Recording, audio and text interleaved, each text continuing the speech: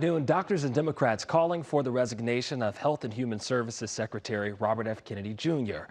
U.S. Senator from Georgia, Jon Ossoff, among those rallying in D.C. today. And this came just before a Senate committee hearing grilling RFK Jr. about recent resignations at the Atlanta-based CDC.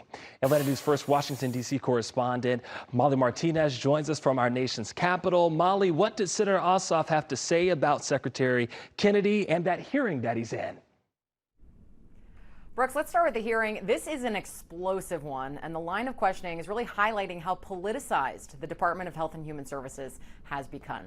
Now, earlier today, Senator Ossoff accused RFK Jr. of throwing the department into chaos, and there are a couple reasons for his criticism. One, over the last 6 months, RFK Jr. has fired every single member of a vaccine recommendation panel and then replaced them with MAHA loyalists. That's Make America Healthy Again. Second, after that deadly shooting at the CDC headquarters, HHS workers were extremely concerned with the lack of response. So we're going to take a listen to exactly what Ossoff said. Let's go. The CDC has been systematically demolished since Mr. Kennedy was sworn in. Agency morale is at rock bottom. A quarter of the workforce has been pushed out.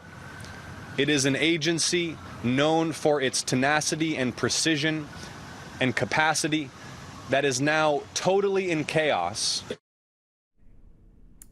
Brooks, you can really hear the frustration in his voice as he says that. So back to that hearing that's happening right now.